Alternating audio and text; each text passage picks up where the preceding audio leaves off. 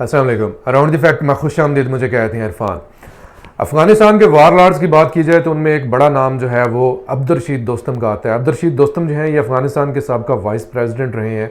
1 साल पहले ये जिला वतन होकर तुर्की चले गए थे। आज की वीडियो में मैं बताऊंगा कि अब्दुर्रशीद दोस्तम वापस क्यों आए हैं, अशरफ गनी ने उनको वापस क्यों बुलाया है, तुर्की ने अशरफ गनी और अब्दुर्रशीद दोस्तम का आपस में मीटअप क्यों करवाया है।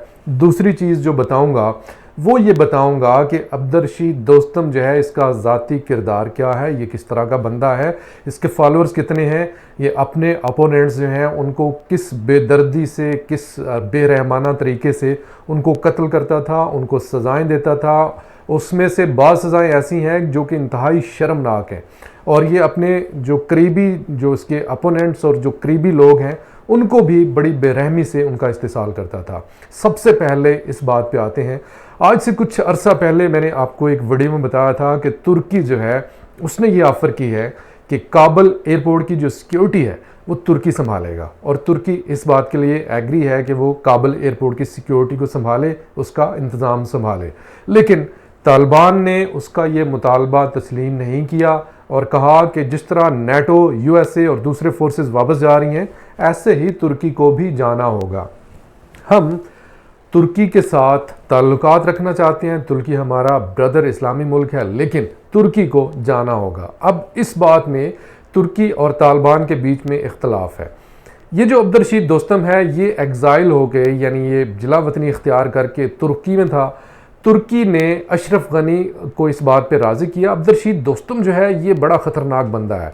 इसके जो फॉलोअर्स हैं, इसके जो वोटर्स कह लें, इसका वोट बैंक कह लें, वो है 40 लाख के करीब इसके बंदे जो हैं, इसके फॉलोअर्स हैं। ये बेतहाशा बेशुमार जंगी क्राइम्स हैं, उनमें होने के बावजूद इसके जो फॉलोअर्स हैं वो इसके साथ खड़े हैं और इसके हक़ में उन्होंने मुजाहरे किए। इसका एक करीबी साथी जिसका नाम निज़ामुद्दीन कैसरी था, निज़ामुद्दीन कैसरी को जो गवर्नमेंट है उसने गिरफ़्तार कर लिया, लेकिन जो इसके एलाइज़ हैं, जो इसके फॉलोअर्स हैं, उन्होंने निज़ामुद्दीन कैसरी के जो गिरफ़्तारी है उसके ख़िलाफ़ उन्होंने काफ़ी ज़्यादा मुजाहरे किए। तुर्की ये चाहता है कि ये वापस जाए, अब्दुर्रशीद दोस्तम वापस जाए और अफ़गानिस्तान में मौजूद अशरफ गनी और उसके जो एलाइज़ हैं उनको ये सपोर्ट करे। ये एक बड़ा मलेशिया जिसे कहते हैं, जो कि इसके एक जो कबाइल हैं उसके ये इसके अंडर हैं और वो जो गवर्नमेंट है अफ़गानिस्तान की उसको सपोर्ट कर सकते हैं। तुर्की ने इस मकसद के लिए अशरफ गनी और इसको वापस बुलाया है, अब्दुर्रशीद दोस्तम को, और अशरफ गनी के साथ बात करके अब्दुर्रशीद दोस्तम को वापस भेजा है अफ़गानिस्तान। अशरफ गनी ने ये कहा है कि ये वापस आ गया है, लेकिन हम इसके ख़िलाफ़ जो चार्जेस हैं, जो क्रिमिनल चार्जेस हैं, उनको ख़त्म नहीं करेंगे। हाँ, इसको हम गिरफ़्तार भी नहीं करेंगे। जैसे ही अब्दुर्रशीद दोस्तम जो है ये अफ़गानिस्तान काबुल एयरपोर्ट पर लैंड किया है, उसकी उन्होंने घर जाने की इजाज़त दी है। जैसे ये घर के लिए रवाना हुआ है तो काबुल एयरपोर्ट पर इसके जो सिक्योरिटी जो काफ़िला था उस पर एक सुसाइड बम अटैक हुआ है, सुसाइडल अटैक हुआ है, जिसमें 20 लोग मारे गए हैं। उन 20 में 9 लोग जो हैं वो सिक्योरिटी के हैं, जो कि इसकी ज़ाती सिक्योरिटी के थे अब्दुर्रशीद दोस्तम की। इसके अलावा 90 लोग जो हैं वो ज़ख्मी हुए हैं।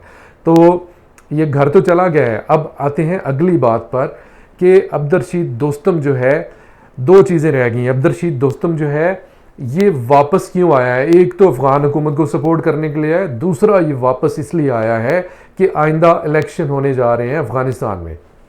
अब ये बड़ी एक प्लानिंग के तहत, बड़ी स्ट्रैटेजी के तहत उन्होंने बुलाया है। अशरफ गनी जो है वो ये चाहता है, वो इस पर भी मैंने बात की क्रिमिनल चार्जेस की, कि वो इसके ऊपर चार्जेस जो हैं उसको ख़त्म नहीं करेगा, लेकिन वो इसको गिरफ़्तार भी नहीं करेगा। वो ये चाहता है, उसको ब्लैकमेल करेगा कि तुम्हारे जो क्रिमिनल चार्जेस हैं, अगर तुमने मुझे सपोर्ट ना किया तो मैं वो उन क्रिमिनल चार्जेस हैं उनके अगेंस्ट तुम्हें गिरफ़्तार कर लूँगा और सज़ा दूँगा। तो ये अशरफ गनी की चाल है जिसके तहत वो अब्दुर्रशीद दोस्तम को अपने साथ मिलाएगा, उसके क्रिमिनल चार्जेस के ऊपर उसको ब्लैकमेल करेगा और इलेक्शन में ये बंदा अब्दुर्रशीद दोस्तम जो है ये अशरफ गनी को सपोर्ट करेगा। ये दोनों मिलकर एक मतलब इसमें हमायत करेंगे, ये दोनों मिलकर एक दूसरे की हमायत करेंगे। अब आते हैं अब्दुर्रशीद दोस्तम का किरदार क्या है, इसके क्रिमिनल चार्जेस क्या हैं, ये किस चीज़ का शौकीन है, ये किस तरह सज़ाएं देता था। इस सिलसिले में मैं एक नाम लूँगा, वो है साले मोहम्मद फैज़ी। साले मोहम्मद फैज़ी कौन है? ये साले मोहम्मद फैज़ी जो है ये अब्दुर्रशीद दोस्तम का बहुत करीबी साथी है। साथी ये उसका शोफर है, पर्सनल शोफर है। 23 साल तक इसने अब्दुर्रशीद दोस्तम जो है उसके साथ उसका साथ दिया है, एज़ शोफर, एज़ मुलाजिम। तो ये इस वक्त ये शख्स ऑस्ट्रिया में है, ऑस्ट्रिया में ये असाइलम ले चुका है। ये इसे ऑस्ट्रिया क्यों जाना पड़ा? अब्दुर्रशीद दोस्तम जो है ये बड़ा शौकीन मिजाज बंदा है। ये इस चीज़ का, ये अपने जो अपोनेंट हैं ये उनको बड़े अजीब व गरीब तरीके से सजाएं देता था। तालिबान के काफ़ी सारे कैदी उसने ट्रकों में भर के, कंटेनर्स में बंद करके उनको सफोकेशन के ज़रिए हलाक किया। ये मतलब एक वार क्राइम्स में एक बड़ा इसका वार क्राइम है। दूसरा, ये अपने जो अपोनेंट्स हैं, अपने जो पॉलिटिकल अपोनेंट्स हैं उनका रेप करता था, उनका रेप करता था। बाकायदा तौर से इसके करीबी साथी जो हैं उन्होंने बताया है। जिस तरह मैंने नाम लिया साले मोहम्मद फैज़ी का, साले मोहम्मद फैज़ी के साथ क्या हुआ? अब्दुर्रशीद दोस्तम की 2 बीवियाँ हैं और ये इसकी एक गर्लफ्रेंड थी। ये चाहता था कि ये गर्लफ्रेंड, उसकी 2 बीवियाँ, ज़ाहिर है कि उसको इजाज़त नहीं देंगी। सिर्फ याद रहे कि इसकी एक बीवी खतीजा उसका नाम था, उसका इसने इस बात पे कत्ल कर दिया था क्योंकि खतीजा ने उसे रंगे हाथों पकड़ लिया था एक गर्लफ्रेंड के साथ। अब ये चाहता था कि ये इसकी जो दोनों बीवियां हैं वो तो इजाज़त नहीं देंगी इस गर्लफ्रेंड के साथ तीसरी शादी की, लेकिन वो ये चाहता था ये गर्लफ्रेंड उसके साथ उसी के घर में रहे। उसका एक ही तरीका था कि वो ये चाहता था कि उसका जो शोफर है साले मोहम्मद फैज़ी वो उसके साथ शादी कर ले और शादी के बाद वो उस घर में रहे और वो उसके साथ ताल्लुकात बनाए रखे। साले मोहम्मद फैज़ी ने ये शादी करने से इनकार कर दिया। जब उसने इनकार किया तो अब्दुर्रशीद दोस्तम जो है उसने साले मोहम्मद फैज़ी को बहुत बुरे तरीके से तशद्दुद किया और जो उसका तशद्दुद का जो पसंदीदा तरीन हथियार है यानी रेप करना, तो उसने उसका रेप किया। साले मोहम्मद फैज़ी का जो उसने कत्ल कर देना था, उसको मनाने की कोशिश कर रहा था कि वो उससे शादी कर ले, लेकिन वो नहीं माना। तो साले मोहम्मद फैज़ी को मौका मिल गया, वहाँ से CIA के ज़रिए वो फ़रार हुआ और ऑस्ट्रिया जाके असाइलम किया। ऑस्ट्रिया जाके असाइलम के बाद उसने इंटरव्यू दिया और इसके सारे के सारे जो पोल हैं वो खोल दिए।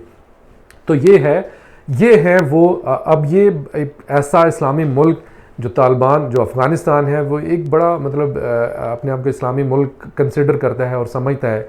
तो ये बंदा अब्दुर्रशीद दोस्तम खुलेआम वहाँ पे शराब पीता है और वहाँ पे उसका किरदार जो है सारे के सारे लोग जानते हैं। तो ये अब्दुर्रशीद दोस्तम, इसके ऊपर इंडिया बहुत खुश है, इसके ऊपर इंडिया बहुत खुश है कि अब्दुर्रशीद दोस्तम वापस आ गया।